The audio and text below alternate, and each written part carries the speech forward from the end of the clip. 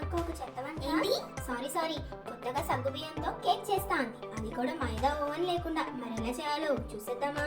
ముందుగా ఏంటది సరిగ్గా చెప్పు. ఒక గుప్పెడు సగ్గు బియ్యం తీసుకొని నానబెట్టండి. నువ్వు చెప్పవే అక్క, నాకు నాలుగు తిరగట్లేదు. అది కూడా రాదా? ఒక 6 నుంచి 7 యాలక్కాయలు, ఒక స్పూన్ షుగర్ వేసి గ్రైండ్ చేసుకోండి. ఇప్పుడు ఒక 2 బీట్రూట్ తీసుకొని మెత్తగా పేస్ట్ అయ్యేంత వరకు మిక్సీ పట్టేసుకోండి. గిన్నెలో తీసుకొని పక్కన పెట్టేసుకోండి. ఇప్పుడు ఒక కడాయి తీసుకొని అందులో 2 స్పూన్లు నెయ్యి వేసి కరిగించేసేయండి. కరిగించారా? కరిగించిన నెయ్యిలో బీట్రూట్ పేస్ట్ వేసి పచ్చివాసన పోయేంత వరకు ఉంచండి. పచ్చివాసన పోయాక ఒక కప్ మిల్క్ పాలు వేసి కలిపి మూత పెట్టేయండి. కొద్దిగా దగ్గర పడ్డాక 1.5 కప్ బెల్లం, 1 స్పూన్ యాలకుల పొడి థ్యాంక్ యూ వేసి అడగంటకుండా బీట్రూట్ ఈ కన్సిస్టెన్సీ వచ్చే వరకు కలుపుతూ ఉండండి. ఇప్పుడు ఒక గిన్నెలో తీసి పక్కన పెట్టేసుకోండి. అనుకున్నారా? క్యారెట్ మిక్సీలో వేసేసేయండి. క్యారెట్ కాదువే, క్యారెట్ ముక్కలు. అదే ముక్కలు వేసి మెత్తగా పేస్ట్ చేసి పక్కన పెట్టుకోండి. ఒక కడాయిలో 2 స్పూన్లు నెయ్యి వేసి అందులో క్యారెట్ వేసేసేయండి. క్యారెట్ కొంచెం మగ్గిన తర్వాత ఉప్పు కారం వేయడమే. అయ్యో కాదు, తింగరపుచ్చి. 1 కప్పు పాలు వేసి దగ్గర పడనివ్వాలి. అందులో 1 కప్ తురిమిన బెల్లం, 1 స్పూన్ ఇలాచీ వేసి కలుపుకొని దగ్గర పడ్డాక తీసి పక్కన పెట్టేసుకోండి. పక్కన పెట్టుకున్నారా? ఇప్పుడు బాదం, పిస్తా, జీడిపప్పు ఇవన్నీ చిన్న ముక్కలుగా కట్ చేసుకొని నోట్లో వేసుకోవాలి.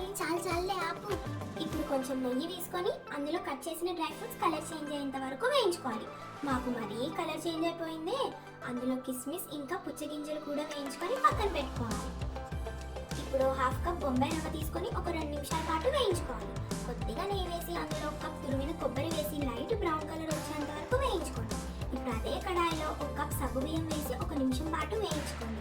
వేయించుకున్న దాన్ని మిక్సీ పట్టేసుకోండి. తర్వాత 1 కప్ పాలు, 1 కప్ నీళ్లు వేసి మరిగించుకోవాలి. అందులోనే నానబెట్టిన సగ్గు బియ్యం, 1 కప్ సగ్గు బియ్యం పొడి, 1/2 కప్ వేయించుకున్న కొబ్బరి తురుము వేసుకొని కలుపుకోండి.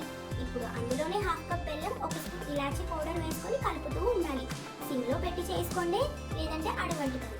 లాస్ట్లో 5 స్పూన్స్ కొబ్బరి వేసి కలుపుకోండి. మీకు చూపిస్తున్నట్టు ఈ కన్సిస్టెన్సీ వచ్చేదాకా ఉంచుకోండి. ఇప్పుడు ఒక గిన్నె తీసుకొని అందులో నెయ్యి వేసి చుట్టూ రాసుకోండి. ఫ్రై చేసిన డ్రై ఫ్రూట్స్, దానిపైన కొబ్బరి తురుము, దానిపైన పక్కన పెట్టిన సగ్గు బియ్యం వేసి నేను చూపిస్తున్నట్టు ఈవెన్గా స్ప్రెడ్ చేసుకోండి. మనం ప్రిపేర్ చేసిన బీట్రూట్ క్యారెట్ ఉందిగా, అది లేయర్స్ వేసుకోవడమే. ఇప్పుడు ఒక 1 అవర్ డీప్ ఫ్రిడ్జ్ లో పెట్టేసుకుందాం. అక్క 1 అవర్ అయిపోయిందే.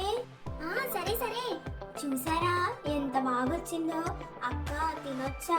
ముందు వాళ్ళకి చెప్పు. చూసారుగా టేస్టీ అండ్ హెల్దీ సగ్గుబియ్యం కేక్ ఎలా చేయాలో. ఇంకెందుకు లేటు, మీరు కూడా వెంటనే చేసుకోండి.